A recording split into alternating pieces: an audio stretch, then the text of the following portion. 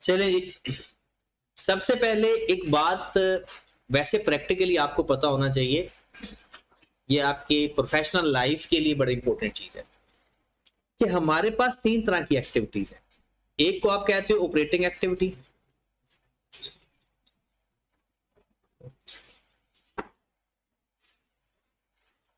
एक को कहते हो आप इन्वेस्टिंग एक्टिविटी,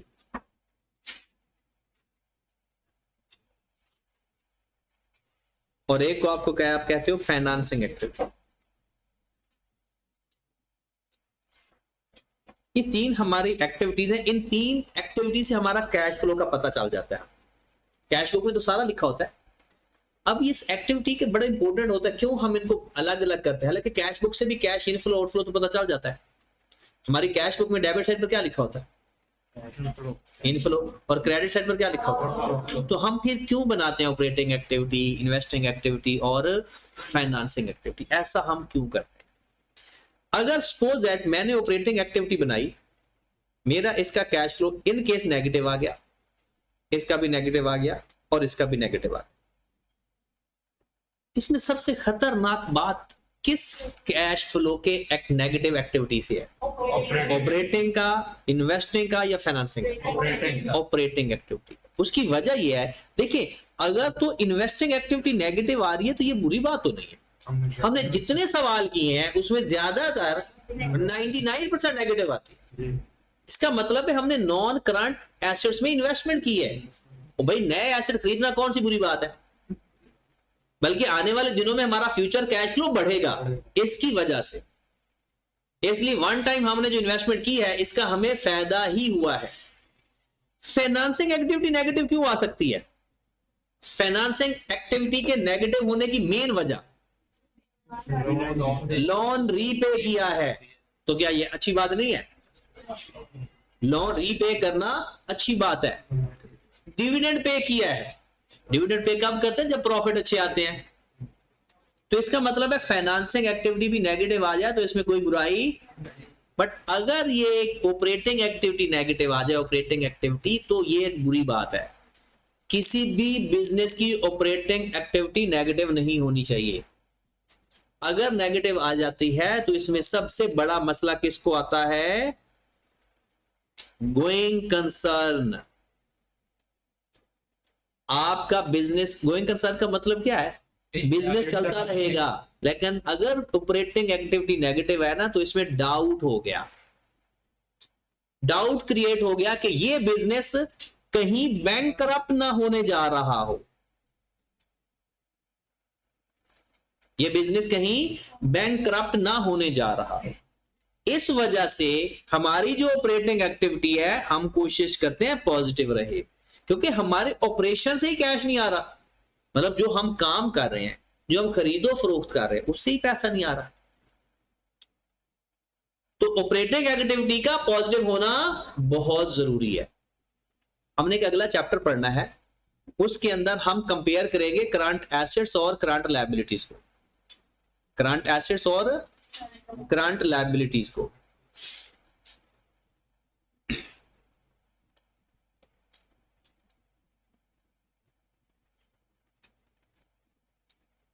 करंट एसेट्स और करंट, अगर आपकी कभी करंट लायबिलिटी ज्यादा हो जाए ना करंट एसेट से, ये बहुत बुरी बात होती है।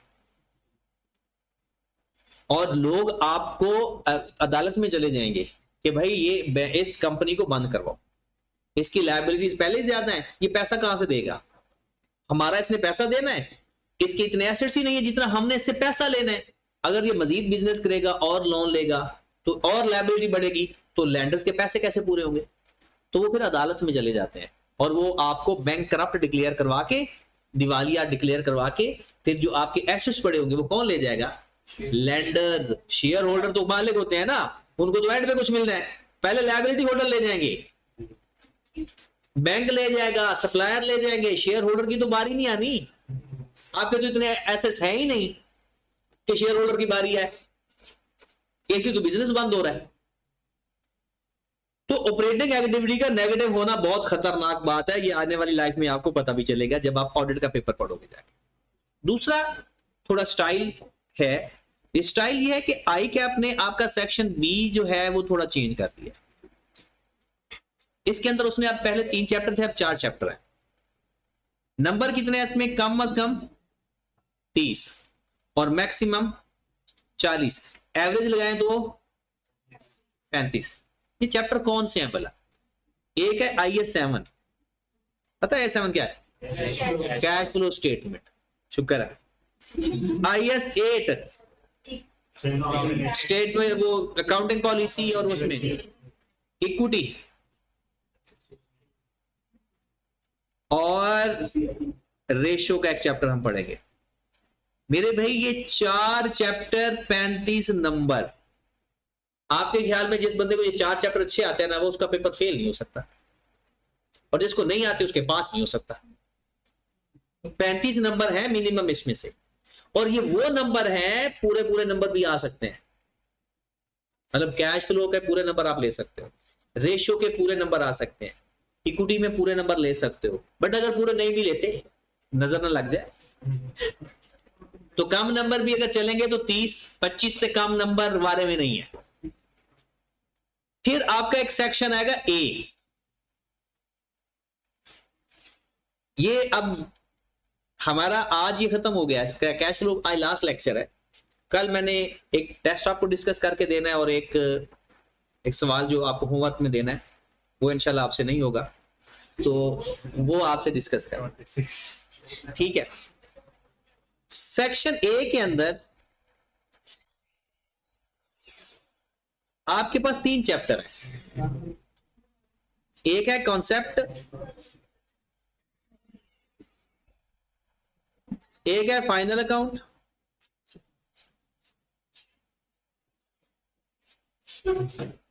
और एक है फाइनल अकाउंट, मतलब NPO का फाइनल अकाउंट। इसमें से आपके 20 से 25 नंबर हैं। मैं पहले बता देता हूं, इसमें से 5 नंबर हैं और इसमें से 20 नंबर हैं।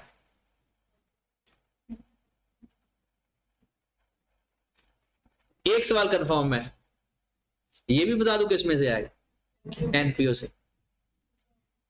20 नंबर ये हैं जी आपके, 5 नंबर जी, अब मैं 5 से कम नंबर ये हैं। अब फाइनल अकाउंट हम पूरा साल भी कर लेना, फिर भी हिर्स खत्म नहीं हो सकती। पूरा साल भी कर ले, और 2 दिन में भी कर ले, करना वही है जो पूरा साल करना है। फॉर्मेट करना है और फिर प्रैक्टिस करनी है। NPO में भी सारा कुछ, उसमें मैक्सिमम 1 हफ्ता लगना है, इसके ऊपर ये खत्म हो जाना। लेकिन इसकी प्रैक्टिस आपने कब तक रखनी है? 17 अगस्त को आपका पेपर है, तो 17 अगस्त को आखिरी सवाल आपका एग्जामिनेशन हॉल में हो रहा हो, मतलब डेली बेस पे एक सवाल करना है फाइनल। जिस दिन हमने इसको कवर करना है, आप लोगों ने बस करना यह है कि रोजाना का एक सवाल पकड़ना है, उसको हल करके अपना, पहले शुरू में टाइम का ख्याल नहीं रखना, चाहे 2 दिन भी लग जाए। एंड पे आपने हर फाइनल अकाउंट का सवाल 35 से 40 मिनट के अंदर करने की कोशिश करनी है। डेली बेस पे करना है। 16 अगस्त को भी करना है, 17 अगस्त को भी करना है, 18 अगस्त को छोड़ दें। 17 अगस्त को हम इसको पेपर में सवाल हल करके, अगर ये नहीं भी आएगा तो ऊपर वाला आ जाएगा, दोनों एक जैसे ही है। उसके बाद वापस हम चले जाएंगे नॉन कंटेस्टेड पे। अब हमारा जो टारगेट है मेरे भाई, वो है कल से रेशियो खत शुरू करना है, और ये इसी हफ्ते खत्म हो जाना है। इतना बड़ा टॉपिक नहीं है, बट इंटरेस्टिंग बहुत है। फिर उसके बाद हम फाइनल अकाउंट शुरू करेंगे जी। इसका फॉर्मेट वगैरह पढ़ के जो भी कुछ करना हुआ करके, फिर इसके सवाल किया करेंगे। एक क्लास में मैं आपको नॉन कंटेस्टेड रिवाइज करवाऊंगा, और एक क्लास में मैं आपको फाइनल अकाउंट कराऊंगा। अब मैंने करना है, मैंने इसमें से किसी की रिवीजन नहीं करवानी। ये मैंने पहले आपको कह दिया था कि मैंने इसको दोबारा वापस नहीं आना। हाँ, टेस्ट डिस्कस किया करेंगे हर दफा। आपने ग्रिप कैसे हासिल करनी है, आपने इसका क्वेश्चन करना होता है, और अभी आपके पास 1 हफ्ता और भी है इन चारों के ऊपर टाइम लगाने के लिए। इन चारों को ओके करो। अच्छा तरीका बताऊं, मिस नूर से कहना है कि वो आपको ना पास पेपर भेजे, टॉपिक वाइज ना, ईयर वाइज। उनके पास है ईयर वाइज, वो आपको भेज दी। आपने एक पेपर उठाए 2026 का, उसके इन 3-4 टॉपिक्स का जो जो सवाल आया कर दे।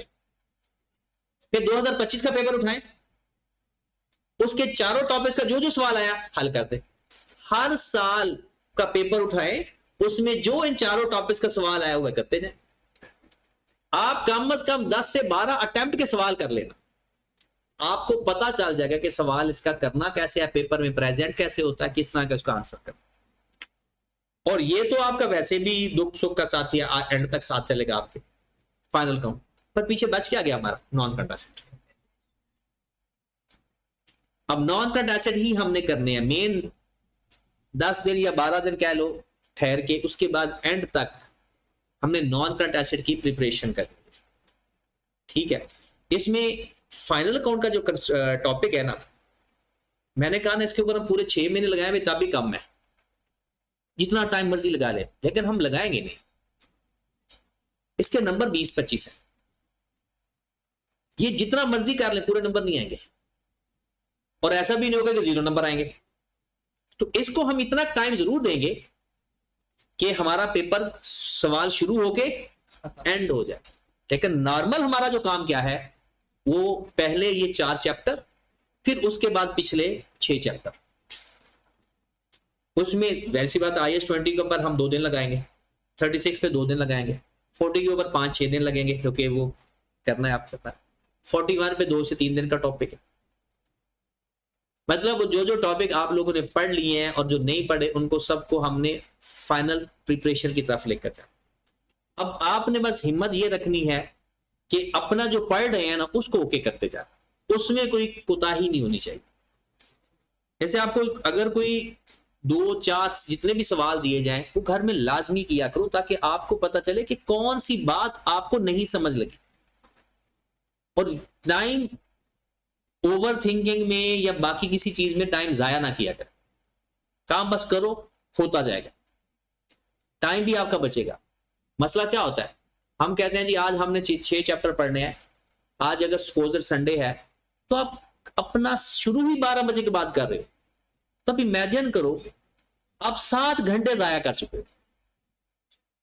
छुट्टी वाला दिन हम क्या करते हैं, क्या कुछ स्पेशल काम होता है? नींद तो आप 6 दिन मुसलसल सो ले, 7वें दिन फिर नींद नहीं पूरी होती। कोई ये कहता है ना मैं नींद पूरी करने लगा, नींद आपकी रूटीन की है, उतना ही सोया करो।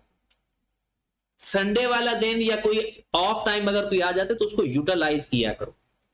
अगर आप इनके संडे वाला दिन जाया करते हो, यानी आप शुरू ही 1-2 बजे के बाद पढ़ना शुरू करते हो, तो फिर ऊपर वाले जो 6-7 घंटे हैं वो तो आपने जाया कर दी। फिर बेहतर था हम क्लास रख लेते,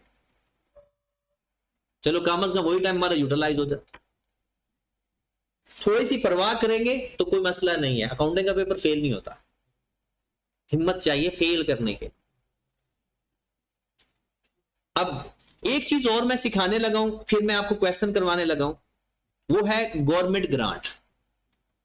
अगर क्वेश्चन के अंदर हमारे पास गवर्नमेंट ग्रांट का बैलेंस गिवन हो सकता है, वो किस तरह से गिवन हो सकता है, गवर्नमेंट ग्रांट की एडजस्टमेंट सिखाने लगा हूं। ये आपके पास आपको कहां मिलेगी, एग्जाम्पल नंबर 12 कहां मिलेगी आपको, ये आपकी basic example number 12, non current asset. उसमें डेफर्ड ग्रांट के नाम से अगर आपके पास 2022 में और 2021 में यहां 700 आ रहा है, यहां पर 500 आ रहा है, फिर आपके पास है करंट लायबिलिटी। ये नॉन करंट एसेट नहीं, नॉन करंट लायबिलिटी है। करंट लायबिलिटी उसमें आ रहा है डेफर्ड ग्रांट। डेफर्ड ग्रांट आ रहा है सपोज दैट 60 और 70। आप बता सकते हो इसका मतलब क्या जो लिखा हुआ है? IAS 20 में हमें गवर्नमेंट ग्रांट मिली रिलेटेड टू एसेट, तो जो अगले साल इनकम में जाना है वो हमने करंट लायबिलिटी में लिख दिया, और जो इस साल जो नॉन करंट है वो हमने अलग से लिखा हुआ। ध्यान से बात सुनिए, लिखना है तो लिख लेना। अगर आप गवर्नमेंट ग्रांट को डायरेक्टली डिडक्ट करके लिखोगे तो कैश फ्लो में कुछ भी एक्स्ट्रा नहीं होगा। क्या बताया मैंने? अगर गवर्नमेंट ग्रांट को लिख लो, किसी जगह पर ना लिख लो, if government grant directly deduct from cost of asset, no effect on cash flow. बाकी उसके अपने इफेक्ट होंगे, अपने लेजर्स के अंदर एसेट में से माइनस होकर लिखा जाएगा, हर जगह वही होगा, बट कैश फ्लो पे कोई फर्क नहीं आएगा। भला क्यों? हमने एसेट में ही माइनस कर दिया, जितना एडिशनल कैश देंगे वो कैश आउटफ्लो आ जाएगा, ये तो हमारा कैश ना आया ना गया। बट अगर गवर्नमेंट ग्रांट आपने डेफर्ड लिखा हुआ है तो उस केस में मैं सिखाने लगा हूं, उस केस में ये काम हुआ करेगा। इस केस में एसपीएल में भी एक मामला होगा, पता क्या होगा? कोई बता सकता है एसपीएल का मामला? एसपीएल में क्या होगा इस केस के अंदर? हर साल इनकम में लिख रहे होंगे, तो गवर्नमेंट ग्रांट इनकम नजर आ रही होगी, गवर्नमेंट ग्रांट इनकम नजर आ रही होगी। अज्यूम कर लेते हैं गवर्नमेंट ग्रांट इनकम है आपकी 150। अब आप ये देखना चाहते हो कि सर कैश फ्लो को किस तरह से डील करेंगे गवर्नमेंट ग्रांट को। अगर ऐसी सिचुएशन आ जाए, आपने सिंपल एक लेजर बनाना है।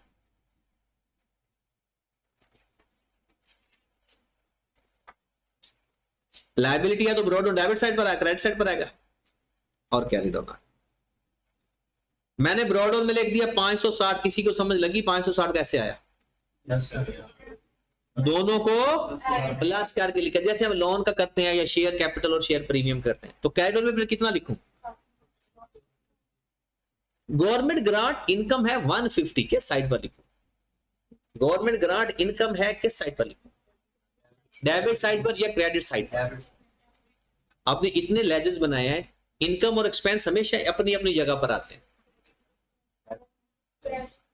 ये एसपीएल क्रेडिट हो रहा है, ये एसपीएल क्या हो रहा है? इनकम का एसपीएल हमेशा इसी साइड पर आता है और एक्सपेंस का एसपीएल हमेशा दूसरी साइड पर आता है। बात ही खत्म। इनकम का एसपीएल क्रेडिट होता है, आपके के साथ डेबिट साइड पर आ रहा है, ये खुद क्रेडिट हो रहा है, क्योंकि डेबिट तो यहां ये चीज हो रही है गवर्नमेंट ग्रांट। अब कितना है? 150। अगर तो ये सब लिखने से बराबर आ जाए, दोनों बराबर आ जाएं, तो there is no government grant received. और अगर ये बराबर ना आए तो डेबिट साइड पर क्या आएगा भला? Government grant received for the year, government grant received for the year. कितना बैलेंस आ रहा है? 300। अब ये बताएगा इकबाल कि कौन सी चीज कहां कहां जाए। ये जो 150 है एसपीएल वाला, ये कहां जाएगा? एडजस्टमेंट में प्लस होगा माइनस? एडजस्टमेंट में, क्योंकि ये इनकम हुई है ना, और ये तो ऑपरेटिंग एक्टिविटी है ही नहीं। और ये 360 कहां पर जाएगा? इन्वेस्टिंग एक्टिविटी में, क्योंकि related to non current asset है। इनफ्लो या आउटफ्लो? इनफ्लो, कैश डेबिट हो रहा है, तो इन्वेस्टिंग एक्टिविटी में चला जाएगा इनफ्लो। Investing activity inflow. बाकी कुछ ब्रॉड ऑन कैड ऑन का कुछ भी नहीं करेंगे, वो सारा जितना भी गवर्नमेंट ग्रांट से रिलेटेड कोई मसला आ सकता है ना, तो यही है। Government grant income for the year को क्या करना है? Government grant income for the year adjustment से माइनस करना, नंबर 1। नंबर 2, जितना गवर्नमेंट ग्रांट रिसीव किया है इस साल, वो इन्वेस्टिंग एक्टिविटी में इनफ्लो। अगर रिसीव नहीं होगा तो नहीं लिखेंगे। ये गवर्नमेंट ग्रांट का मामला।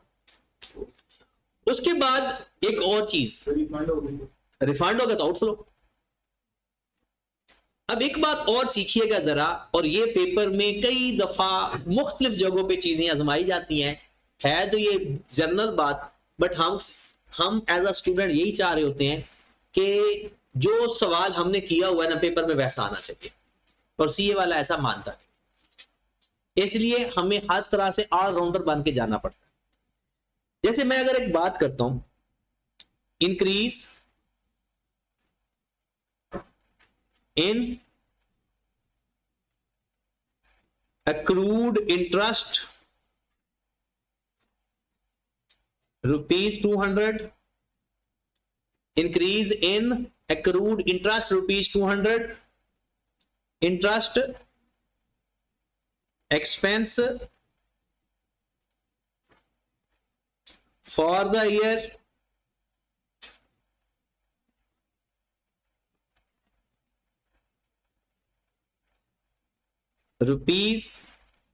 ₹700, interest paid, interest paid,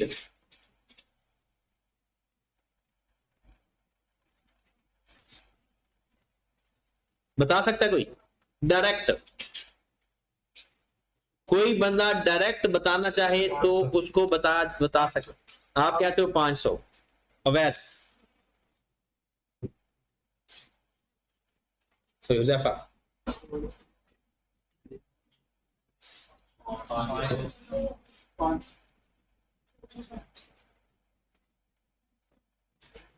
हाँ इस बार है, मैंने ये भी पूछना कैसे बताएं।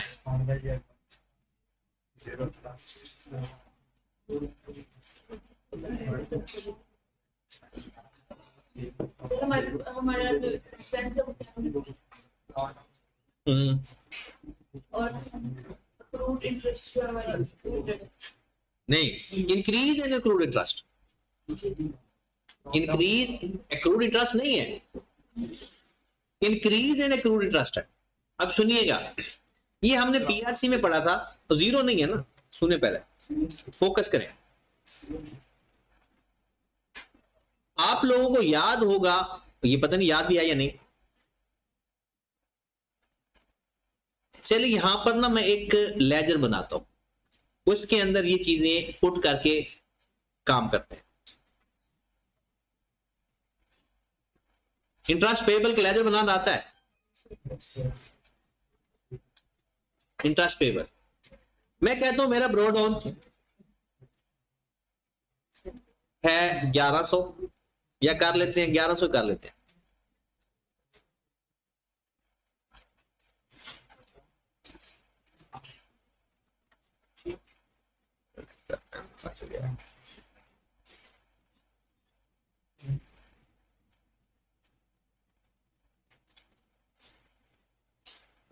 और कैरिड ऑन है 1300।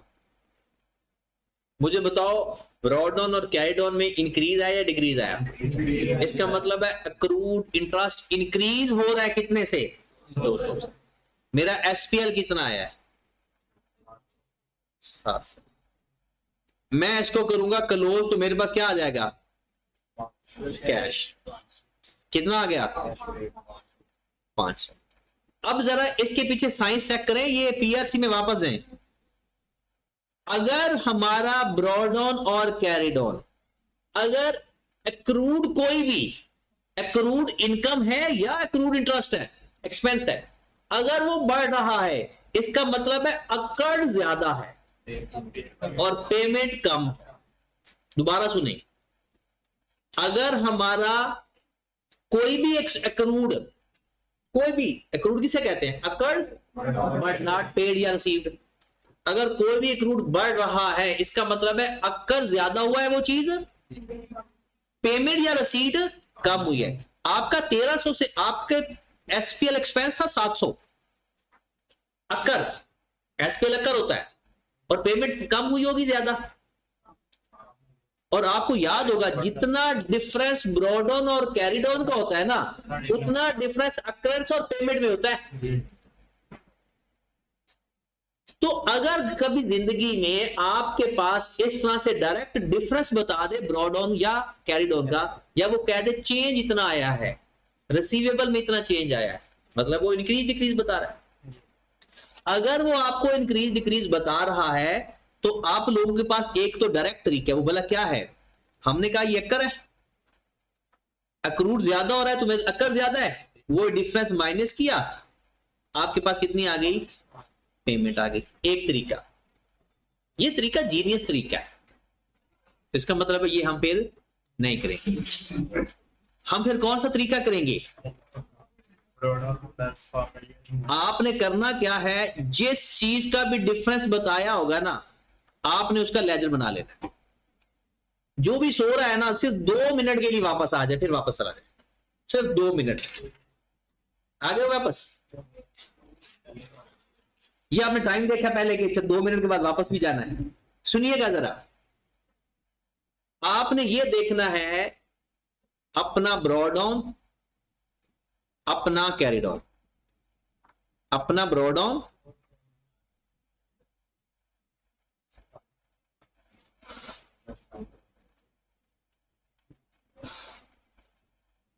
और अपना कैरी डाउन। अगर वो कहता है ना इंक्रीज है, तो आपने जो डिफरेंस है वो उसके कैरी डाउन वाली साइड पर लिखना है। किस साइड पर लिखना है? अगर वो कहता है इंटरेस्ट का बैलेंस इंक्रीज हुआ है अक्रूड का, तो जिधर कैरी डाउन आएगा वो डिफरेंस उस साइड पर लिखना। और अगर डिक्रीज है तो ब्रो डाउन वाली साइड पर लिखना। इंक्रीज है तो किस साइड पर लिखोगे? जो साइड उस लेजर की कैरी डाउन बनी। और डिक्रीज होगा तो किस साइड पर लिखोगे? तो अभी तक वापस नहीं आया ना? अच्छा आगे जा रहे हो? हाँ जी। अब मैं अज्यूम करता हूं, एक दो लेजर मैं बताता हूं। इंक्रीज इन पीपीई 400, मैं पीपी का लेजर बना रहा हूं, बताओ ये 400 किस साइड पर लिखूं? कैरी डाउन वाली साइड पर। तो कैरी डाउन इसकी साइड कौन सी होती है? इंक्रीज के नाम से यहां पर 400 लिखो। ये हकीकत क्या है इसके पीछे? ब्रॉड डाउन है 2000 और कैरी डाउन है 2400। 2000 को कैंसिल कर दिया, बाकी बच गया 400। और किस साइड पर बचा? क्योंकि कैरी डाउन ज्यादा है। एक और बात लिखता हूं यहां पर ही, मैं लिख देता हूं टैक्स पेएबल का।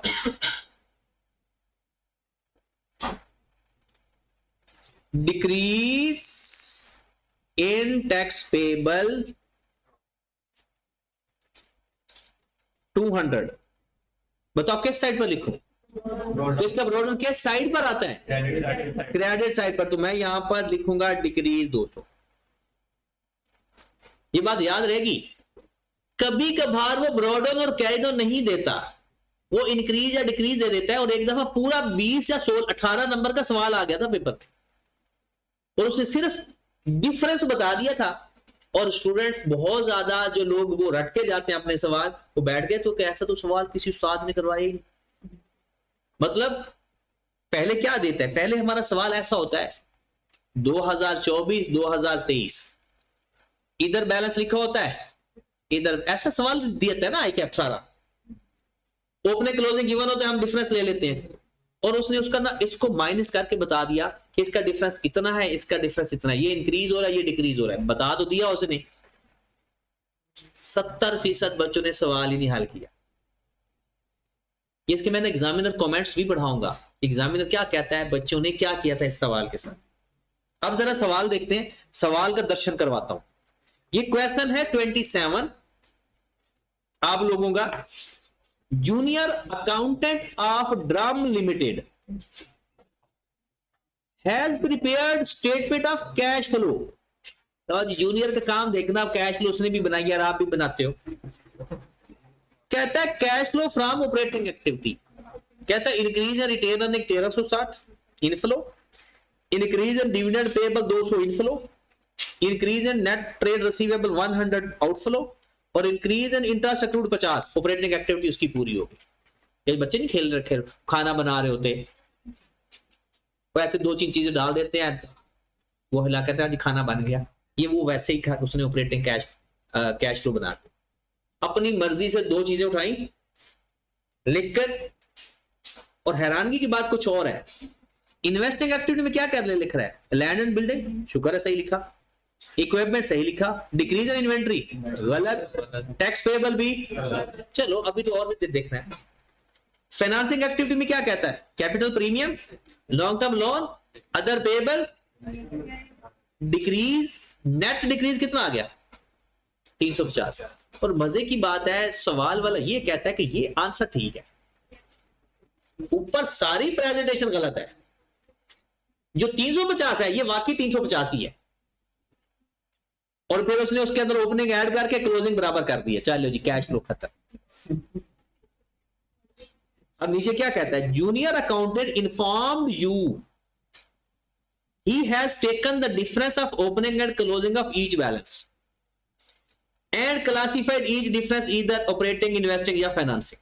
कहता है उसने बैलेंस शीट देखी, सबका डिफरेंस ले लिया और पुट करके ना 3 एक्टिविटीज में क्लासिफाई कर दिया।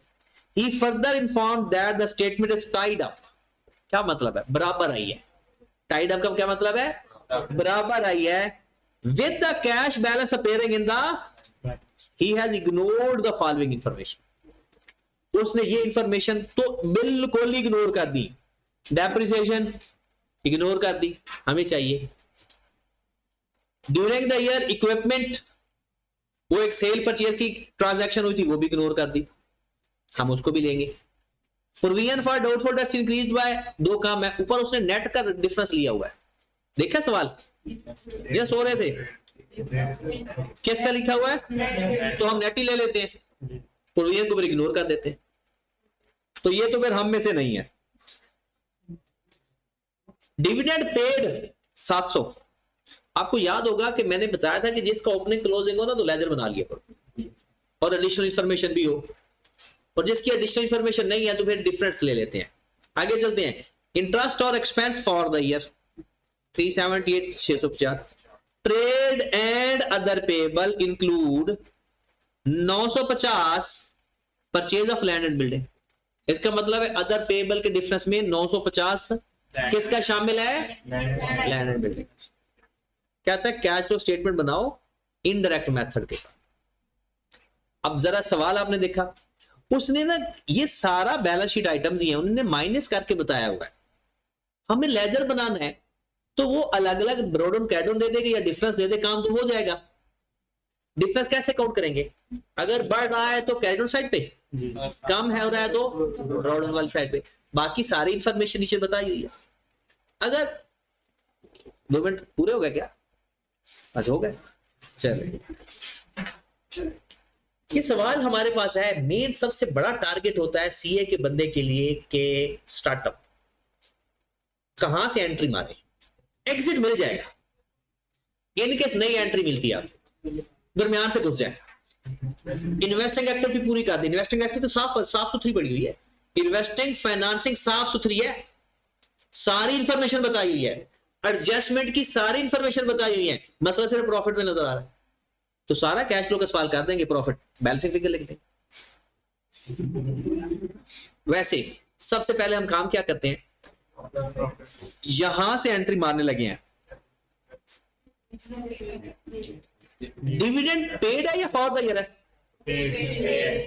अगर हम डिविडेंड का लेजर बना लें तो डिविडेंड फॉर द ईयर निकल आएगा, फिर चले जाएंगे रिटेन अर्निंग में। उसका ब्रॉड ऑन कैड ऑन बताया हुआ है और डिफरेंस बताया हुआ है, तो समझो ब्रॉड ऑन कैड ऑन बताया हुआ है। डिविडेंड भी आ गया फॉर द ईयर, वहां से पैट आ जाएगा। फिर ऐसा करेंगे, टैक्स में चले जाएंगे, वहां से टैक्स का डिफरेंस ले लेंगे, ऐड करके पीबीटी आ जाएगा। ये हमारा प्रॉफिट वाला मामला। ये अभी जनरल बातें करते हैं सवाल। उसके बाद अगर हम जाएं इन्वेस्टिंग एक्टिविटी में, डेप्रिसिएशन बताई हुई है, डेप्रिसिएशन का बैलेंस बताया हुआ है, ऐसा ही है।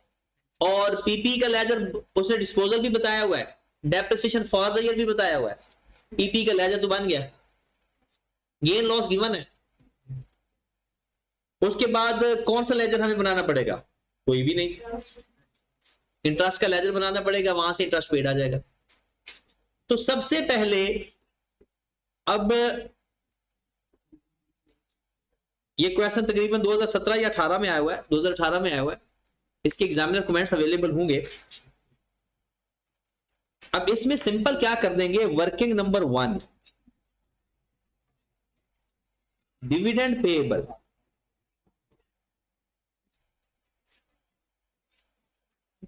और मैं आपको क्या सजेस्ट करूंगा, पेपर में आपने जगह छोड़ते जाना है। सबसे पहले इन्वेस्टिंग एक्टिविटी कर लेना, फिर फाइनेंसिंग एक्टिविटी कर लेना, फिर एडजस्टमेंट कर लेना। आपके तकरीबन 18 में से 15 नंबर कवर हो जाते हैं। 3 नंबर का प्रॉफिट होगा, वो हम लेंगे नहीं। अगर कोई फंस जाता है बंदा, तो मैं उनकी बात करता हूं, अगर आपको मिल जाता है तो फिर तो क्लियर है जी। डिविडेंड आए जरा, कौन आएगा, आजमान। इंक्रीज इन डिविडेंड पेएबल 200, किस साइड पर लिखूं, इंक्रीज इन डिविडेंड पेएबल। इसका इधर ब्रॉड ऑन होता है, इधर कैरी डाउन होता है, तो बढ़ गया तो कैरी डाउन वाली साइड पे लिखूंगा। इंक्रीज के नाम से लिख देता हूं 200, ये मेरा ब्रॉड ऑन भी हो गया, कैरी डाउन भी हो गया। अब उसने कहा है डिविडेंड पे कितना किया, किस नाम से आएगा, कैश। कितना पे किया, 700, 700 पूरा है। अच्छा, कभी कभी ये आपको टेंशन होती है कि सर हमें ये नहीं पता चलता कि कैश आना किस साइड पर है। ओ भाई सिंपल सोच लो, कैश मिला तो डेबिट, कैश दिया तो आपको किस डेबिट साइड पर आ रहा है भाई, डेबिट साइड पर नहीं आ रहा, ये कैश क्रेडिट हो रहा है, डेबिट डिविडेंड हो रहा है। बात समझ रहे हो ना। तो सिंपल कैश जब जा रहा हो ना, तो किसी और अपने लेजर के अलावा किसी और लेजर में कैश डेबिट साइड पर आ रहा होगा। अगर पे किया है तो, रिसीव किया है तो क्रेडिट साइड पर आ रहा होगा, क्योंकि उस वक्त कैश डेबिट हो रहा होता है। क्लोज कर देंगे, मेरे पास जो बैलेंस आएगा किस नाम से आएगा, एसपीएल के नाम से या रिटेन अर्निंग के नाम से। ये हमारा रिटेन अर्निंग, ये रिटेन अर्निंग नहीं है, ये basically dividend for the year है।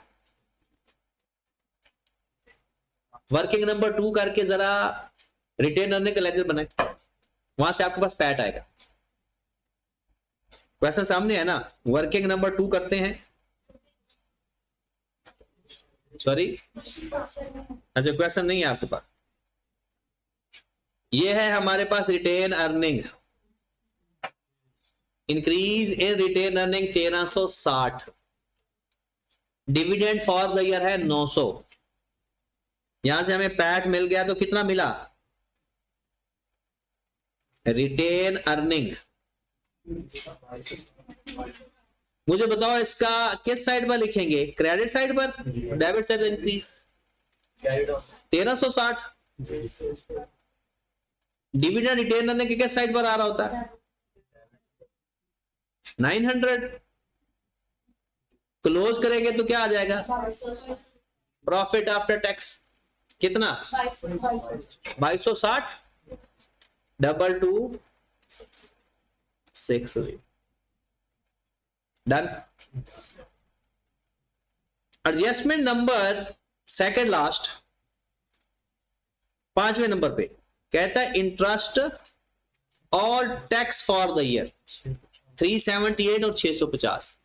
चलें आसपास से पूछ लेते हैं, प्रॉफिट बिफोर टैक्स कितना आ रहा है,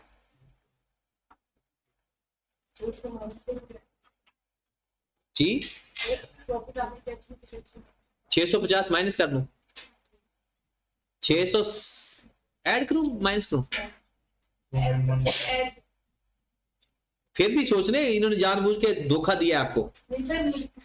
चले प्रॉफिट आफ्टर टैक्स मेरे पास 2260 है, टैक्स मेरे पास 650 है, प्लस करूंगा माइनस, दोबारा पूछता हूं। प्रॉफिट आफ्टर टैक्स है 2260, टैक्स की हम देखा फिर, अब इसको ये नहीं पता चलना कि प्लस करना है या माइनस करना है। प्रॉफिट प्लस करेंगे ना तो फिर आफ्टर टैक्स आएगा, नहीं आफ्टर टैक्स गिवन है 2260, ये प्रॉफिट आफ्टर टैक्स है 2260। इतना बताइए इसमें प्लस करके बिफोर टैक्स, अब आगे कौन सा आना है, बिफोर टैक्स, आफ्टर टैक्स या before tax, 2260 profit after tax है, टैक्स 650 है, प्लस 650 प्लस कर देंगे क्योंकि जो आफ्टर है वो माइनस हो के आया हुआ है और हमने करना होता है रिवर्स। 29 ये आपका कैश फ्लो का स्टार्टअप आ गया। डेप्रिसिएशन क्वेश्चन के अंदर गिवन है, गेन लॉस फाइंड हो रहा है, इंटरेस्ट एक्सपेंस गिवन है, सारी इंफॉर्मेशन बाकी ऑलमोस्ट गिवन है। अलाउंस को हमने इग्नोर कर दिया। तो अगर हम क्वेश्चन की तरफ जाएं, अगर इन केस आपको ये नहीं मिला क्वेश्चन से प्रॉफिट, ये आई क्या आपका ना, ये तरीकाकार है कि शुरू में दरवाजा बंद कर देना। 29 वर्किंग का रेफरेंस देना बहुत जरूरी होगा। अब इधर रेफरेंस नहीं, गलत इंप्रेशन पड़ता है। एडजस्टमेंट, अब जरा इधर जरा फोकस करना है, 2 मिनट वापस आ जाओ। फिर अगर मुझे प्रॉफिट नहीं मिला था तो यहां से एडजस्टमेंट से शुरू कर देना था सवाल, क्योंकि क्वेश्चन के अंदर डेप्रिसिएशन गिवन है। कितनी है डेप्रिसिएशन? 480 810, 480 810 कितना आ गया? 1290। क्या सेकंड एडजस्टमेंट से आपको पढ़ के पता चल रहा है गेन या लॉस का? कहते हैं 560 कॉस्ट है, बुक वैल्यू 310 है, सेल किया 440, कितना? 100, 310 और 440 का डिफरेंस 130। गेन का करते क्या हो? कितना? 100। सेकेंड लास्ट एडजस्टमेंट में इंटरेस्ट एक्सपेंस गिवन था, जाकर पढ़ लो। सेकेंड लास्ट एडजस्टमेंट के अंदर इंटरेस्ट एक्सपेंस, देखिए ये तो चीजें गिवन थी ना।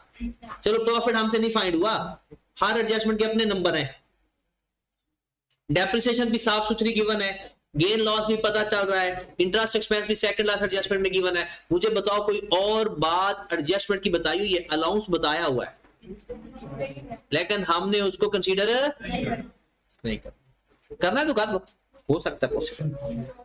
जी खत्म कर दें। ये बैलेंस हम नहीं लिखेंगे वैसे, क्योंकि हमारे पास प्रॉफिट तो होगा नहीं। मैं उस अजम्पशन पे जा रहा हूं कि हमें सवाल नहीं आता। ठीक है, 2910 में इसको प्लस माइनस कर दें, कितना आता है? 1290 ऐड, 130 माइनस 378 ऐड, 444। और कोई चीज है तो बता दें, और कुछ भी नहीं है। डिविडेंड हो गया। नेक्स्ट आगे चलते हैं। इसके बाद क्या लिखते हैं भला? आप सुनिए, तो ये आपस में ना बोलो ना, पहले सुन लो बातें। उसमें हम लिखते हैं वर्किंग कैपिटल का इंक्रीज या डिक्रीज, और मजे की बात है सबको उसने खुद ही बताया हुआ है। जरा देखिएगा, नेट रिसीवेबल में क्या है? इंक्रीज,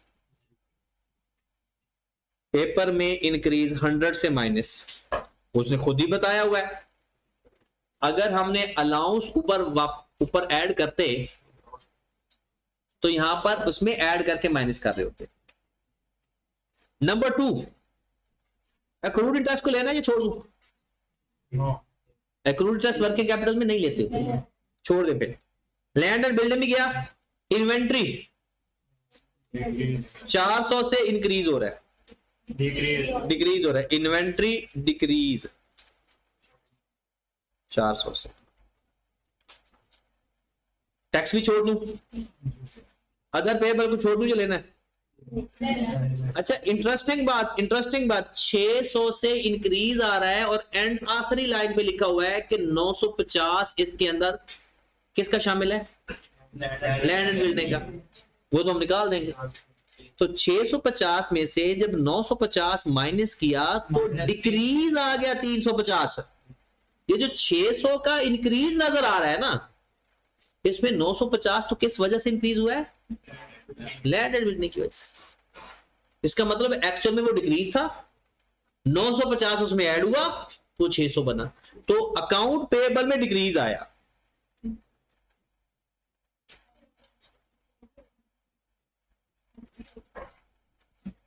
ऑपरेशन पूरा। अब ये सवाल सिर्फ समझने वाला था, बाकी सारे डिफरेंस उसने खुद बता दिए थे। कितना आ गया कैश जनरेटेड फ्रॉम ऑपरेशन? 4398।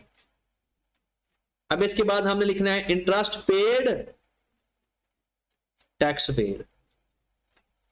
वैसे तो मैं डायरेक्ट भी फाइंड करवा सकता हूं अकरेंस और पेमेंट के साथ, अकरेंस और पेमेंट के साथ कर सकते हैं, लेकिन हम लेजर बनाते हैं। हाँ जी, सारे तैयार हो जाएं, किससे सवाल पूछना है ये तो मैं अभी बताता हूं। इंटरेस्ट और टैक्स, जाओ जरा इंटरेस्ट का बैलेंस बताओ, कम हो रहा ज्यादा? ज्यादा। इंटरेस्ट अक्रूड बढ़ रहा है, किस साइड पर लिखूं?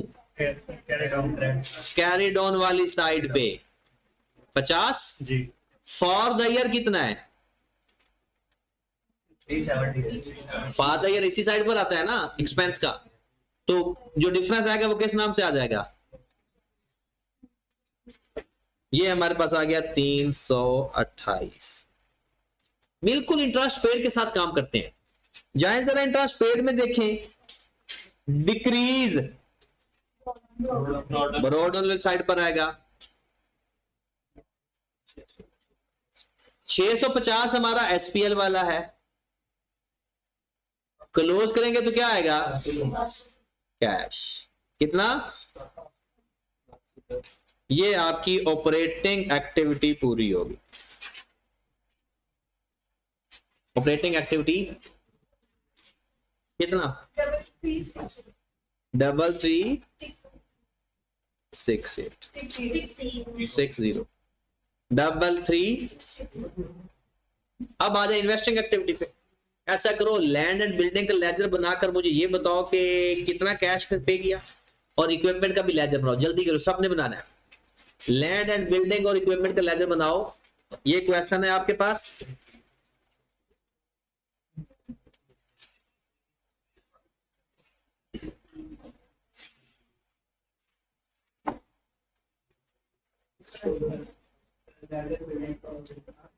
अब यही इंफॉर्मेशन जो आपको नजर आ रही है ना, यही आपको चाहिए।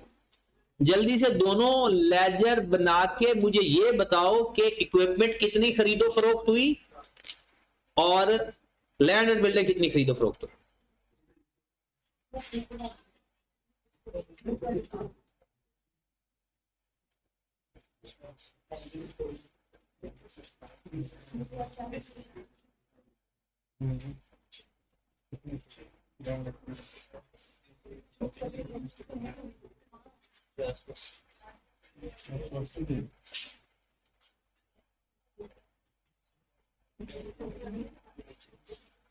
जी, लैंड बिल्डिंग कितनी खरीदी है? आसपास आपने कितनी खरीदी है? जल्दी बनाओ ना, जल्दी। एनर्जी बूस्टर खा पी के आया करो।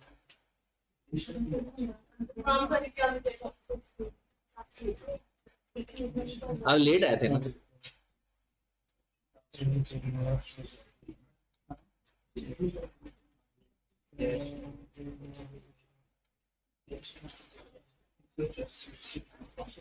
हाँ लाइबा, आपने इक्विपमेंट कितने का खरीदा?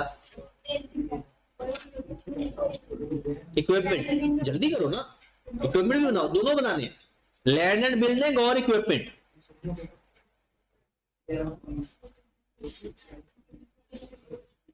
हाँ इकबाल, आपने कितने की लैंड खरीदी? 2120। और इक्विपमेंट जल्दी करो। हाँ दाऊद, 430 बिल्कुल सही है। हुज़ैफा 2130 या 20 30 और इक्विपमेंट। बच्ची को अभी तक आपको बीपी का लेजर नहीं बनाना आ रहा। ये देखो पीपीई, लैंड एंड बिल्डिंग लिखो, पीपी तो नहीं लिखेंगे ना, लैंड एंड बिल्डिंग। बताओ इंक्रीज है या डिक्रीज है? कितने से? किस साइड पर लिखूंगा? जिधर कैरी डाउन आएगा, इसका कैरी लेफ्ट साइड पर आता है, इंक्रीज है। ठीक है। डेप्रिसिएशन कितनी है? कोई रिवैल्यूएशन हुआ हो या कुछ और, एक पेएबल है, एक इसका 950 पेएबल है, तो पेएबल के नाम से वो आएगा, और इसके बाद जो फर्क आएगा दैट इज कैश। कितना? 2130। देखो ब्रॉड ऑन कैट ऑन 2600, डेप्रिसिएशन 480, और जो हमारा अभी पेएबल है 950 को भी देना है, तो पैसे दिए कितने? 2130। आपने जो लैंड एंड बिल्डिंग खरीदी है ना एक्चुअल में, वो 950 की भी खरीदी है जी सर, लेकिन पैसे नहीं दिए। तो सारी चीजें लिखने के बाद एंड पे कैश आता होता है। इक्विपमेंट का जरा लेजर बनाए।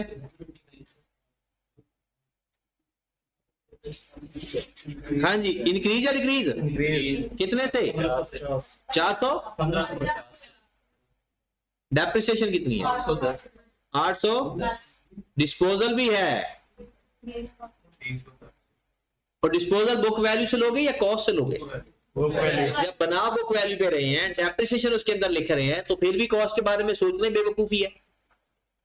खत्म होगी बात, और कुछ बताया नहीं हुआ तो डिफरेंस क्या आ जाएगा? कैश। कितने से? 2600। सवाल हो गया। इन्वेस्टिंग एक्टिविटी पूरी। पहले लिखेंगे purchase of land and building.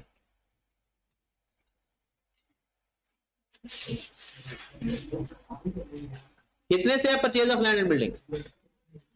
21। और परचेज ऑफ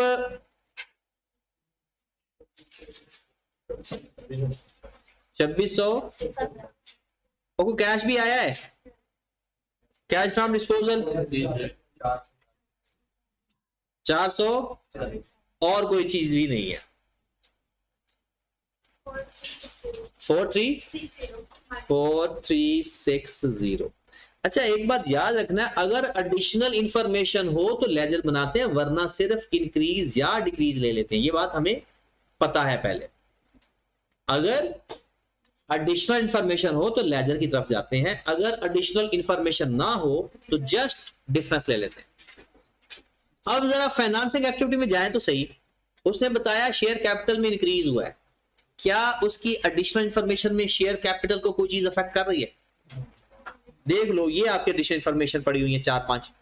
एक डेप्रिसिएशन है, डिविडेंड शेयर कैपिटल में तो नहीं आती, वो तो रिटेन अर्निंग में जाती है। तो इंक्रीज इन शेयर कैपिटल कितनी amount? Increase in share capital given जो है वही लिख लें, क्योंकि उसका डिफरेंस बताया ही नहीं हुआ। 2300 लोन पेड है, रिसीव्ड है? डिक्रीज इन लोन पेड 1000 से, डिविडेंड पेड वो भी उसने बताया हुआ है 700। ये सारी चीजें इन्वेस्टिंग और फाइनेंसिंग एक्टिविटी में मेरे नहीं ख्याल को 2 मिनट भी लगने चाहिए। बिल्कुल स्ट्रेट फॉरवर्ड चीज थी। 16 से 18 नंबर का ये सवाल। 650। अब a प्लस बी प्लस सी 350 आएगा। ये जो आप कहते हो ना हमारा आंसर बराबर आया, तो आपका भी आंसर जूनियर अकाउंटेंट की तरह बराबर आया होता है। तो net decrease in cash and cash equivalent, इसमें कितना प्लस करेगी ओपनिंग? 450, और हमारा भी टाइड अप हो जाएगा। ठीक हो गया? सर ये एग्जांपल जो आपने बताया इसका क्वेश्चन इनको आया था, हाँ सच में नहीं किया था, हाँ, तो एग्जांपल उनकी बुक में नहीं थी क्योंकि हमने टेबल है ना यहाँ पहली बात तो ये है, पे। आई कैप मेरे भाई हमारे यहां ऐसा हो चुका है कि लोग ना पास पेपर की प्रैक्टिस करके जाते हैं, और आई कैप क्या करता है, वो देखता है मैंने पिछले सालों में जो कुछ भी दिया है उसमें मैंने चेंज क्या करना है। आई कैप हमेशा कॉन्सेप्ट को फॉलो करने की कोशिश करता है। 80% पेपर आपका पास पेपर से आ जाता है, बट अब देखिए ये सवाल क्या था, अगर आप ये कहते हैं कि हमारी बुक में एग्जांपल है, ना भी होती, ये आपको सेंस होनी चाहिए कि ये जो गिवन है ये क्या है। उन्होंने माइनस करके बताया हुआ है, बाकी सवाल में अलग अलग करके बताया होता है। तो एक बात जो आपने अपने माइंडसेट को सही करना है कि जो कुछ पेपर में आएगा ये बात कंफर्म है, वो आपको आता ही होगा। जब तक ये दिमाग में नहीं बिठाओगे आपसे कोई सवाल नहीं होना। जब आपको ये यकीन हो जाएगा कि वैसे भी आप, मैं कहता हूं चलो नहीं आता था हमें सवाल, क्या इन्वेस्टिंग एक्टिविटी की सारी इंफॉर्मेशन नहीं थी, और फाइनेंसिंग एक्टिविटी में तो सिर्फ जस्ट लिखना था, फ्री के नंबर तो ले लो। बात समझ रहे हो ना? चलें जी, तो ये हमारा खत्म हो गया चैप्टर। कल का जो आपका होमवर्क है, एग्जाम्पल नंबर 12 एक करनी है आपने, बेसिक एग्जाम्पल 12, एग्जाम्पल नंबर 26 करनी है जी, ये 2 सवाल, और बाकी सारे सवाल हो चुके हैं अब आपके, ठीक है। अच्छा, आप कहेंगे सर एग्जाम्पल नंबर 30 की बात, वो उसकी रिकॉर्डिंग आपको आज मिल जाएगी, ठीक है। उसको एसन को दोनों मेथड से करवाया है कंप्लीट, उन दोनों मेथड को वो लाजमी सुना करें, ताकि आपके अंदर जो चीजें आप तुक्के मारते हो ना, उसकी अंडरस्टैंडिंग डेवलप हो गए। तो ये चैप्टर हमारा कंप्लीट है। कल आप लोगों का एक टेस्ट डिस्कस होगा, प्लस एक क्वेश्चन डिस्कस होगा, और प्लस नया चैप्टर स्टार्ट हो जाएगा, ठीक है। अब आपने मुझे ये बताना है, क्योंकि नया चैप्टर तो मैं